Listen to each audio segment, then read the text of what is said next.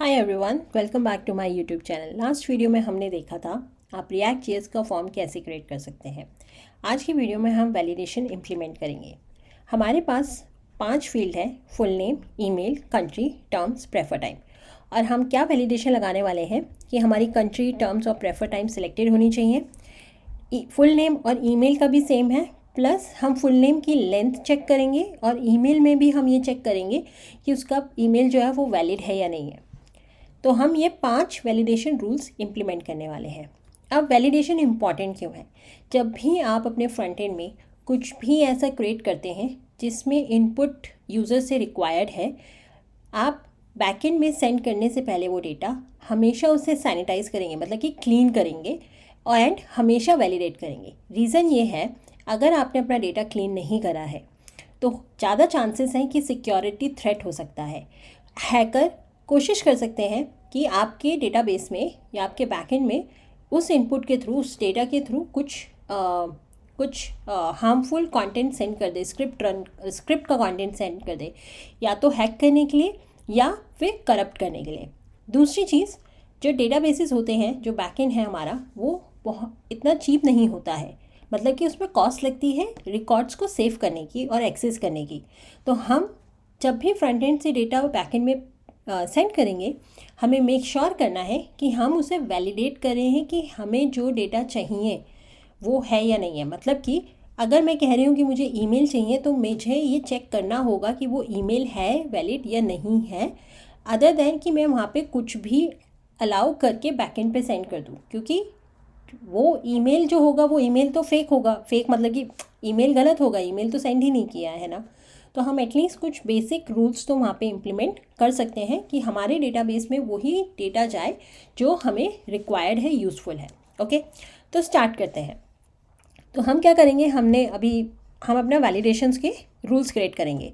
तो उसके लिए मैं क्या करूँगी, सबसे पहले एक मेथड बनाऊँगी, वैलिडेट फॉर्म। इसका काम होगा कि ये वैलिडेशंस के रूल्स को रन, जब भी हम अपना फॉर्म का सबमिट करेंगे, डेटा सबमिशन के टाइम पे ये वैलिडेट फॉर्म सब कुछ वैलिडेट करेंगे जो हमारा डेटा होगा। अब हम सबमिट पे क्यों कर रहे हैं? हम सबमिट पे इसलिए कर रहे हैं, हम ऑलरेडी ऑन चेंज पे डेटा कलेक्ट करके स्टेट में सेव कर रहे हैं। अब जब भी ऑन द चेंज अगर आपको अपनी वैलिडेशन फायर करनी है, आप कर सकते हैं। लेकिन मैं क्या करने वाली हूँ कि जब यूज़र ने डिसाइड कर लिया है कि यूज़र हैप्पी है अपने पूरे कंटेंट से एंड नाउ वो उसको बैकएंड पे सेंड करने चाहते हैं, तब मैं ये वैलिडेट फॉर्म मेथड रन करूँगी, सो दैट जो भी हमारे स्टेट में डेटा है उस पे वो सारे रूल्स रन हो वन गो में बिफोर बैकएंड पे वो जाए। ठीक है, तो इसलिए मैं क्या कर रही हूँ, ये मेथड को क्रिएट कर रही हूँ और ये सबमिशन पे रन होगा। ओके, अब दूसरी चीज़, हमारी जो स्टेट है उसके अंदर हमारे पास ऑलरेडी ये कीज़ हैं और हमारे जो एरर्स हो सकते हैं वो मोर देन वन हो सकते हैं कि कभी ईमेल में प्रॉब्लम है, कभी टर्म्स में प्रॉब्लम है, कभी फुल नेम में प्रॉब्लम है। तो मैं क्या करूँगी कि जो भी एरर्स होंगे उन्हें कस्टमाइज़ करूँगी। मतलब कि हर उसका एक एरर होना चाहिए कि email is not correct, full name length is not correct, prefer time is not selected. तो अब वो हम कैसे कर सकते हैं? तो उसके लिए हम क्या करेंगे, पहले हम एक एरर्स की एक ऑब्जेक्ट क्रिएट करेंगे। ठीक है, ब्लैंक ऑब्जेक्ट। अब हम क्या करेंगे, पहले मैं क्या करूँगी, कंट्री, टर्म्स, प्रेफर टाइम को पिक करते हैं। तो अभी हमें पता है हमारा जो फॉर्म डेटा है, जो कि हमारी स्टेट है, उसमें हमारी कंट्री है। अगर ये नहीं हुई सबमिशन के टाइम पे, तो इसका मतलब ये सिलेक्टेड नहीं है। तो अब हम क्या करेंगे, हम ये जो एरर्स वाली ऑब्जेक्ट है इसके अंदर हम एक नई की बनाएंगे कंट्री से, और वहाँ पे हम मैसेज कर देंगे, लिख देंगे कंट्री इज़ नॉट सिलेक्टेड।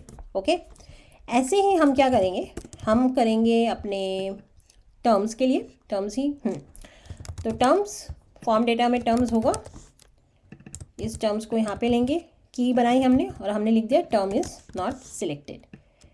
फिर इसको लेते हैं, यहाँ पे आते हैं, यहाँ पे क्या है, प्रेफर टाइम को यहाँ पे करते हैं, यहाँ पे करते हैं और प्रेफर टाइम। ओके, आपको ये याद रखना है कि ये वाली जो वैल्यू है form data dot prefer time या फॉर्म डेटा डॉट टर्म्स, ये कब मिल रही है, जब हम सबमिट कर रहे हैं अपना फॉर्म, उस टाइम हमारी स्टेट क्रिएट हो चुकी है। तो हम अपनी स्टेट, ये जो फॉर्म डेटा है ये हमारी स्टेट है, हम वहाँ से ले रहे हैं। अब बारी आती है नेम और ईमेल की। तो नेम में हमें क्या करना है, हमें लेंथ चेक करनी है। तो हम क्या करेंगे, हम यहाँ पे नहीं लिखकर हम उसके अलग से मेथड क्रिएट करेंगे। क्यों? क्योंकि वो जो पैटर्न होगा to check our emails and name, वो आपके हेल्पर या यूटिल मेथड्स की तरह काम आ सकते हैं। इट मीन्स कि आप उनको रीयूजेबिलिटी के लिए यूज़ कर सकते हैं। अगर आपके प्रोजेक्ट में किसी को ज़रूरत है तो वो उसे यूज़ कर सकते हैं, प्लस आपकी टेस्टिंग में भी बहुत इजी होगा। तो अब हम यहाँ पे क्या करेंगे, हम एक और मेथड बनाएंगे जिसका नाम होगा नेम वैलिडेशन। और मैं आपको थोड़ी देर में समझाऊंगी एक और चीज़ जो कि एज अ प्रोग्रामर बहुत इंपॉर्टेंट है। तो ये जो नेम वैलिडेशन है, ये क्या एक्सपेक्ट करेंगे कि फुल नेम आए, और फिर हम क्या करेंगे, हम कह रहे हैं हमें पास जो भी फुल नेम आ रहा है, डेटा आ रहा है, हमें उसकी लेंथ जो चाहिए वो 30 से कम, सॉरी, हमारी जो होनी चाहिए वो 30 से कम होनी चाहिए, ना कि ज़्यादा कम होनी चाहिए, और 2 से ज़्यादा होनी चाहिए। ठीक है। और अब ये क्या होगा, ये आपको एक बुलियन रिटर्न करेगा, ट्रू या फॉल्स। तो हम यहाँ पे उसको रिटर्न करवा लेंगे। अब इसको हम कहाँ कॉल करेंगे, इसको भी हम यहीं पे कॉल करेंगे, क्योंकि वैलिडेट फॉर्म जो है उसकी सिर्फ एक रिस्पॉन्सिबिलिटी है, हमारे फॉर्म को वैलिडेट करना। तो जितने भी हम अलग अलग मेथड्स बना लेंगे वैलिडेशन के, वो सारे यहीं पे कॉल होने चाहिए। और इसको हम बोलते हैं सिंगल रिस्पॉन्सिबिलिटी मॉडल, कि एक मेथड का जो रिस्पॉन्सिबिलिटी है वो सिंगल है to do the specific task, जो कि हमारे केस में वैलिडेट फॉर्म कर रहा है।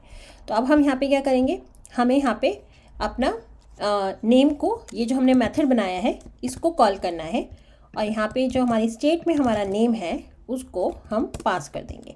एंड सेम, अगर ये ट्रू नहीं है, तो क्या होगा, सेम चीज़, हम इसको कॉपी कर लेते हैं, यहाँ पे लिख लेते हैं फुल नेम, यहाँ पे कॉपी कर लेते हैं, यहाँ पे कर लेते हैं, और यहाँ पे हम अपना फुल नेम अपडेट कर देते हैं यहाँ पे। ठीक है। तो ये हो गया इसके लिए। सिमिलरली हम ईमेल के लिए भी करेंगे। तो ईमेल के लिए हम एक और मेथड बना देते हैं, ईमेल। यहाँ पे भी आपको ईमेल मिलेगा। अब ईमेल का जो होता है वो एक पैटर्न होता है, रेगेक्स, जो हम यूज़ करेंगे। तो मैं यहाँ पे आपको दे देती हूँ, आप उसे यूज़ कर सकते हैं। तो पहले तो मैं यहाँ से इसको हटाती हूँ, इधर .test, और इसमें हमारा ईमेल आया।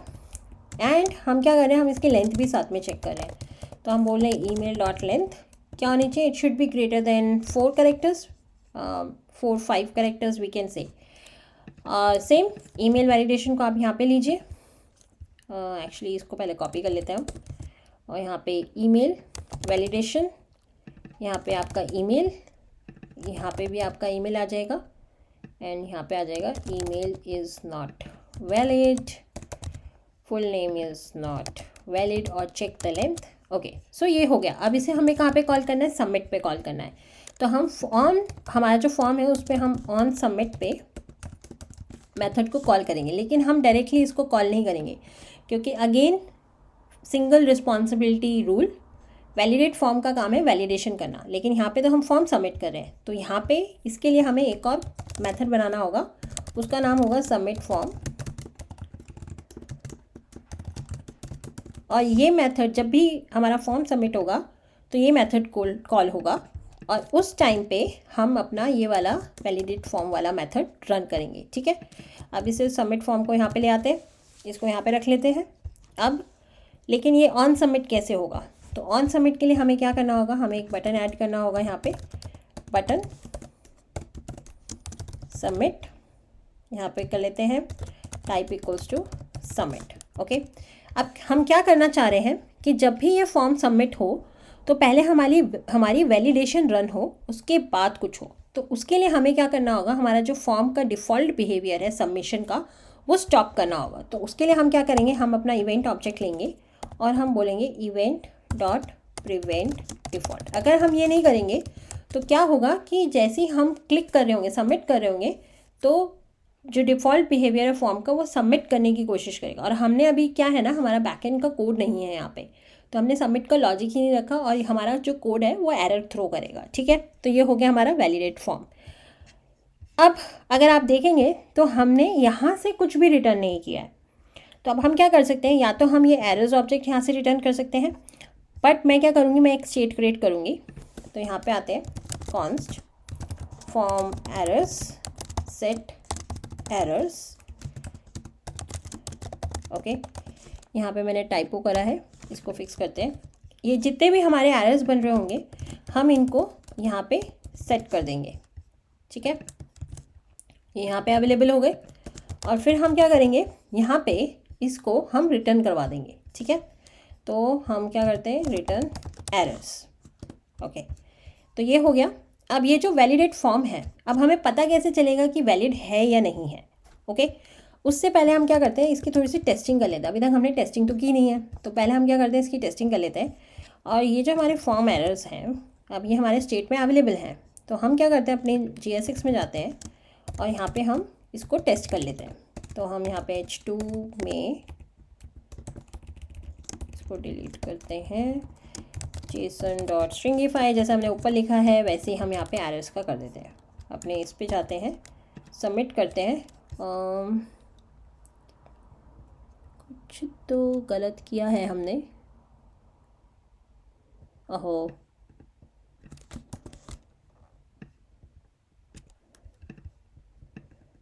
इसको भी हमने ये करना है क्या,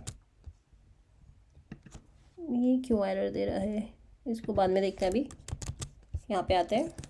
अब अगर आप सबमिट करेंगे तो आप देखेंगे क्योंकि हमने कुछ भी सिलेक्ट नहीं किया है, सारे हमारे वैलिडेशन रूल्स फायर हुए हैं और हमारी ये एरर ऑब्जेक्ट हमारे पास है, ये हमारे स्टेट में एरर्स हैं। अब तो ये हमें एरर्स मिल रहे हैं। अभी इनको फिक्स करते हैं।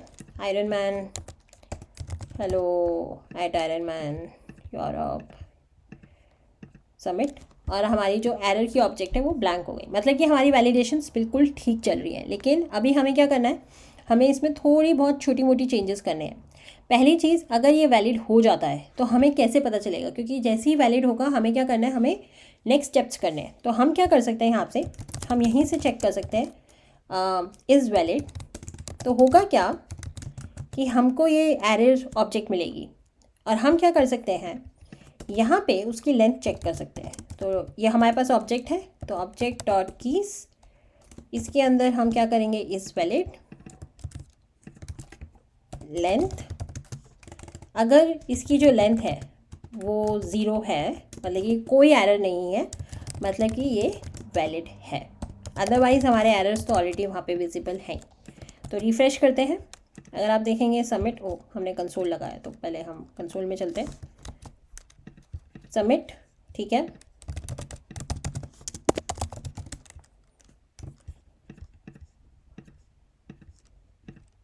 ये वैलिड है। तो अब हम इसमें लॉजिक लिख सकते हैं कि हमें रीडायरेक्शन करनी है, क्या करनी है, वो हम यहाँ लिख सकते हैं। अब एक और चेंज करते हैं, नेम को ब्लैंक करते हैं, फिर से सबमिट करते हैं। अगर आप देखोगे सिर्फ full name is not valid, इसको करते हैं हम full terms is not selected. तो हमारी एरर ऑब्जेक्ट बिल्कुल ठीक काम कर रही है। लेकिन अभी अभी हम और क्या करेंगे, इसमें हमारे एरर्स, हमारी वैलिडेशन बिल्कुल ठीक चल रही है। लेकिन अब मैं ये भी चाहती हूँ कि हमारा UI में भी चेंज दिखे, कि जब भी कोई पर्टिकुलर फील्ड फेल हो रहा है, एरर आ रहा है, तो वो पर्टिकुलर फील्ड एक रेड बॉर्डर क्रिएट करे। UI में हमें फीडबैक देना है ये। तो उसके लिए हमें कुछ नहीं करना, मैं टेलविंड यूज़ कर रही हूँ। तो यहाँ पे हम क्या करेंगे, हम क्लासेस नेम्स चेंज करेंगे। तो यहाँ पे बॉर्डर ये वाला जो है इसको हम चेंज करेंगे। तो यहाँ पे आते हैं, हमारे ऑलरेडी हमारी स्टेट है फॉर्म एरर्स की, उसके अंदर हमें क्या करना है, अगर फुल नेम है हम टर्नरी ऑपरेटर यूज़ करेंगे। अगर फुल नेम, और इसमें हम क्या करेंगे, बॉर्डर रेट स्लेट, और यहाँ पे रेड कर देते हैं। ओके, कुछ एरर नहीं आ रहा है, let's go back. Okay sorry, हमें उल्टा करना है इसको, रेड, और ये हो गया स्लेट। ओके, सबमिट करते हैं। अब देखिए आपका रेड आ रहा है, ठीक है। अब सेम चीज़ हम और भी फील्ड में रेप्लिकेट कर लेते हैं, जस्ट टू चेक कि सब में ठीक चल रहा है नहीं चल रहा, दैट्स इट।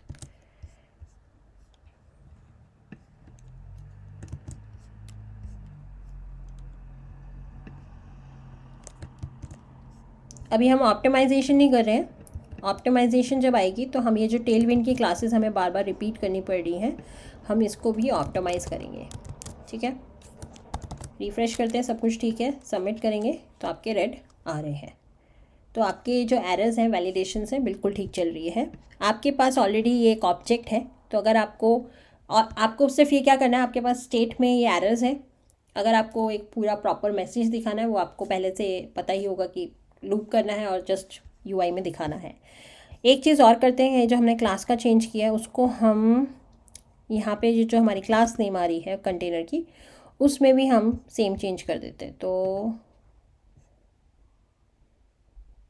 नहीं, आई थिंक इतना काफ़ी है, इट्स गुड।